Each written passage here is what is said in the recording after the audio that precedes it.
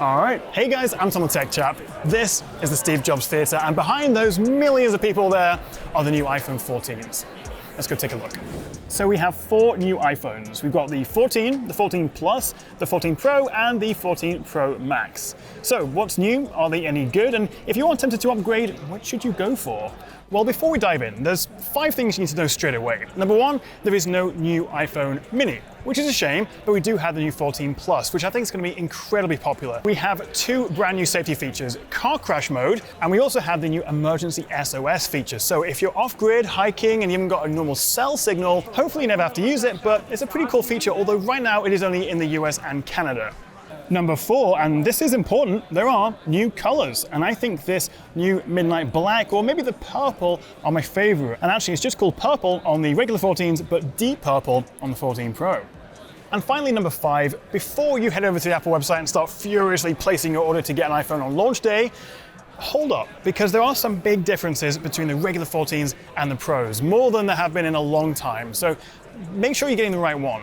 So let's start with the flagships, the 14 Pro and the Pro Max. These get all the new bells and whistles. Now, the very first thing you'll notice is this, the dynamic island. It's essentially a pill-shaped cutout. So obviously it hides the selfie camera and the Face ID sensor, but it also acts as a sort of secondary notification window. And the dynamic island is always on top of whatever app you're using. So it's basically a whole new way of interacting with notifications. I really like it. They've taken what was a bit of an ugly cutout and made it functional. Now, the Pros come in 4 colors. We have the new space black, silver, gold, and deep purple, which I think may be my favorite. Design-wise, it is very similar to before. Really, it is that dynamic island that makes it stand out. Although on closer inspection, you'll notice that the bezels are a little bit thinner, which is always appreciated. As for the screens, we have the usual 6.1 and 6.7-inch options for the Pro and the Pro Max, although now brightness tops out at a whopping 2,000 nits if you're using it outdoors. The Pro series also gets this new always-on display, which you can customize. Also, the ProMotion adaptive refresh is, well, more adaptive now. It can go from 1 to 120 Hz, which should give a little boost to efficiency and perhaps save some battery.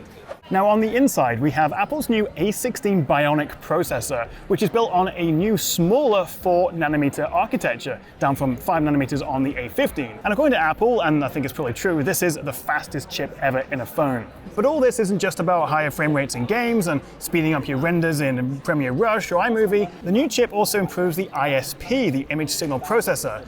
And actually, I reckon this is by far the biggest upgrade on the new iPhones. It's a similar looking triple lens setup, but now we're getting a 48 megapixel main camera, up from 12 last year. And it's a quad pixel sensor. So essentially they're using pixel binning, 4 into 1, which should improve detail and reduce noise. We also have a new 12 megapixel ultra wide, which of course doubles as the macro camera, which has been improved as well. And finally, we have the 12 megapixel telephoto. And actually one of the big upgrades here is that we have a much wider f1.78 aperture versus 2.8 last year, so it should let a lot more light in. But also, look at this, we have a new zoom option. So the 14 Pros get the 0.5 times ultra wide, the 1 times main, but now we have a 2 and a 3 times telephoto zoom, which is definitely a welcome upgrade. It gives you a slightly different focal length for your photos and your portraits. I must admit, I wouldn't have minded a longer, maybe 5-10 times telephoto zoom.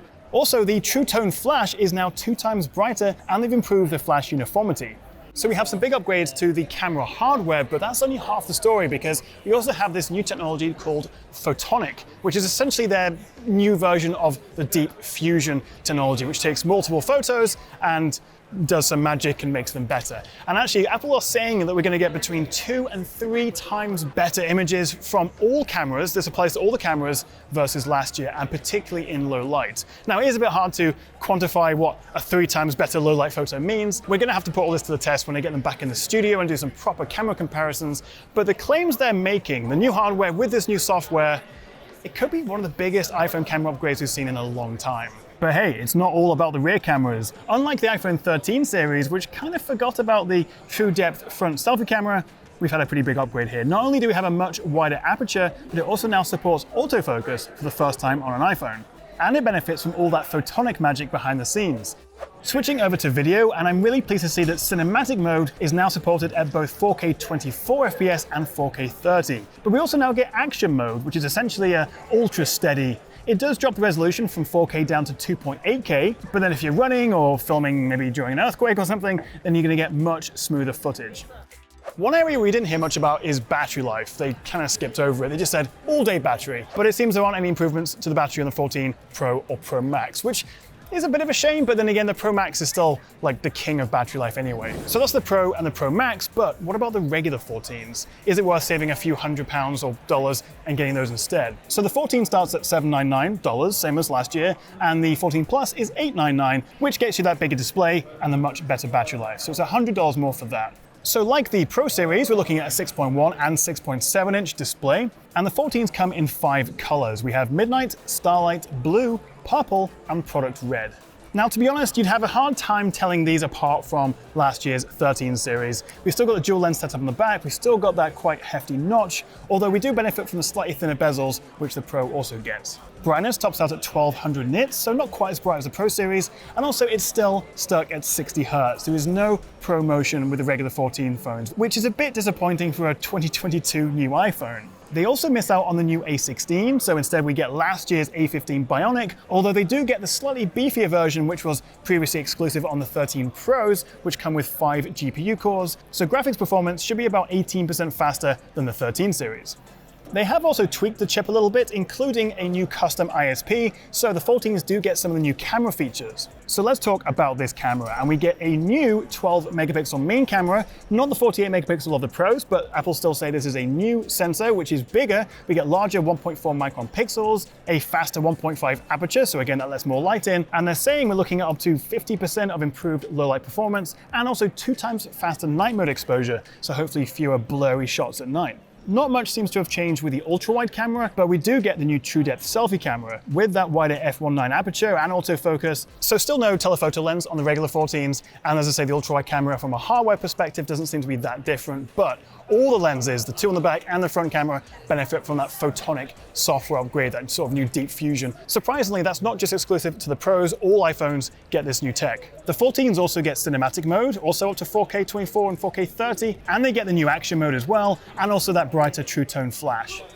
I must admit, one thing that did take me off guard is that the regular 14s no longer have a physical SIM card tray, or at least in the US. It's kind of crazy, they're relying entirely on eSIMs in the US going forward with the 14s. Not really a big deal. If you do have a physical SIM, you can get that transferred easily, and presumably it frees up some space because they no longer need that SIM card tray in the phone. So my first impressions overall. I would have liked to have seen a longer telephoto zoom, not just the new 2x option, and also the fact that we are still stuck with 60 Hz on the regular 14s is a bit of a shame. But other than that, I'm actually really impressed so far. Same prices, the 14 Plus is very exciting, and I can't wait to test those cameras. The new hardware, the new software with the photonic tech magic, whatever it is going on behind the scenes. Trust me, there's gonna be some camera comparisons on the way. So if you did enjoy this video, make sure you hit that subscribe button below. Full unboxings and reviews and comparisons are coming soon. Thank you so much for watching, guys. I'll see you next time right here on the Tech Chat.